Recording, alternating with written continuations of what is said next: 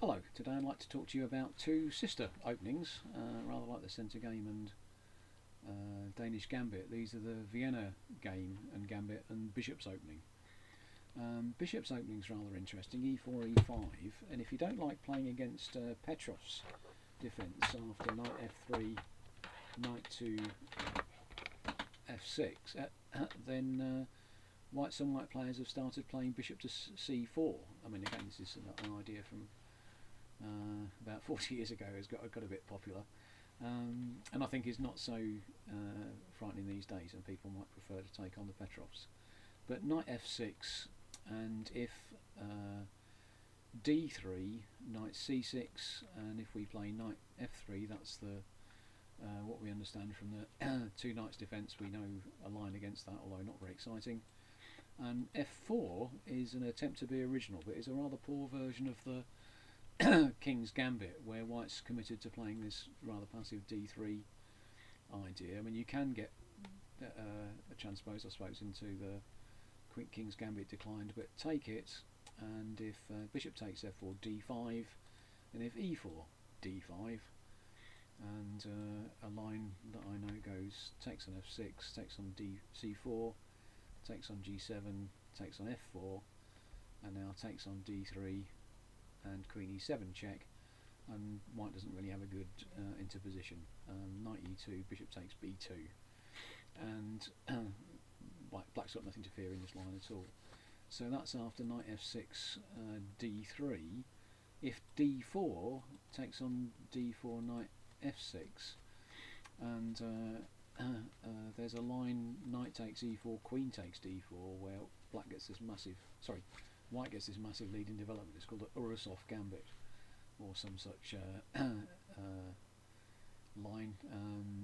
I mean, well, the main line of it is knight f6, knight c3, castles, rook he1, and we've still got most of our pieces queued up on the back rank, and white's already got both rooks blasting down the central file. So this is dangerous for black, although you are a healthy pawn up.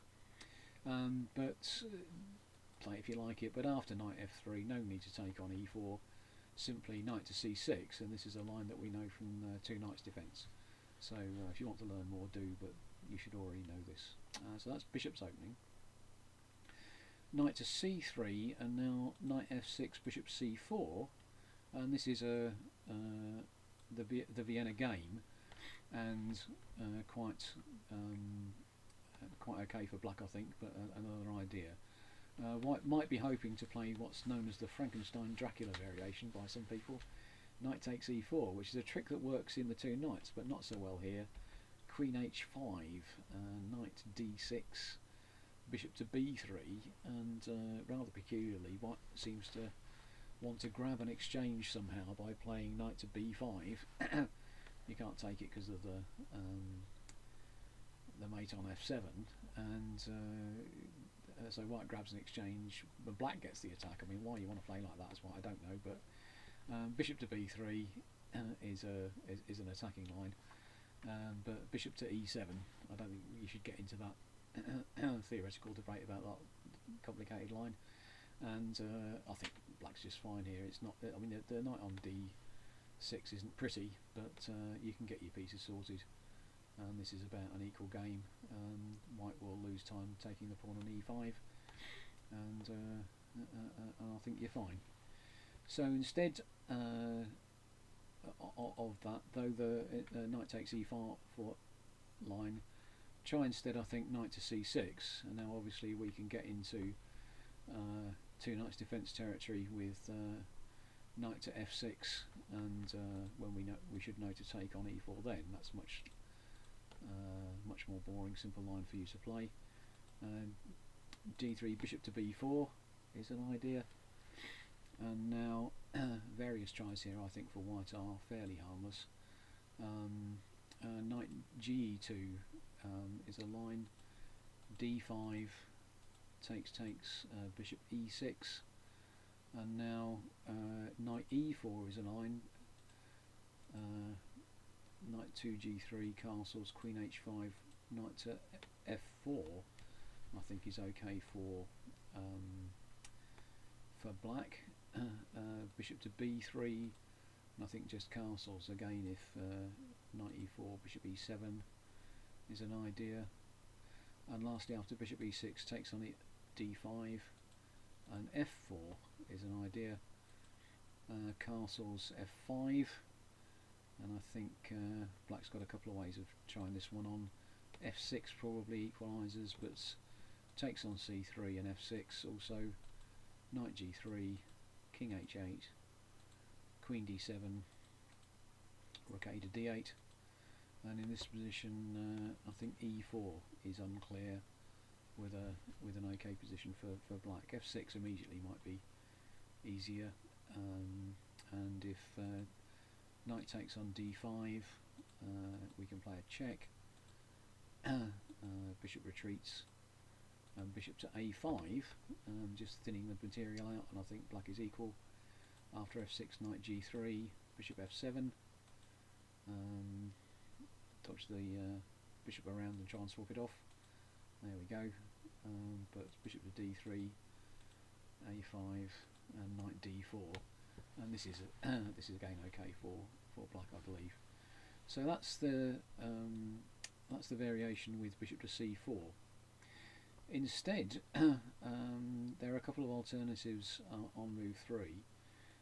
g3 is an idea here for white, fashionable even longer ago than the 1990s.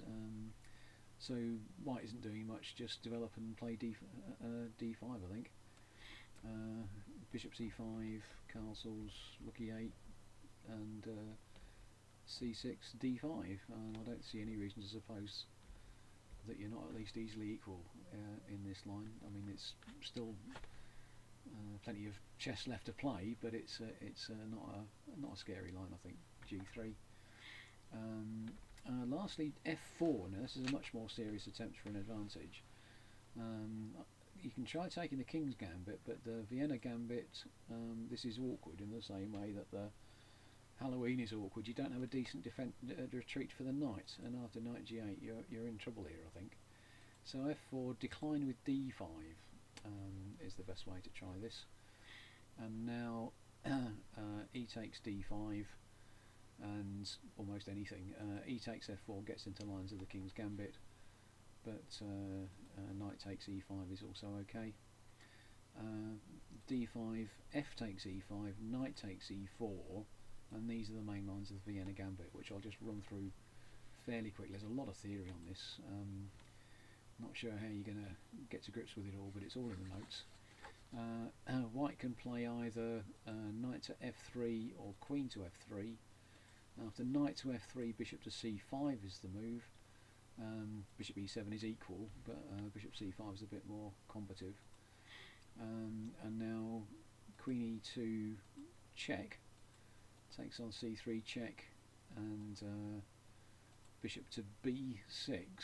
You can try bishop to h4, but bishop to b6, and what White's trying to get his position sorted.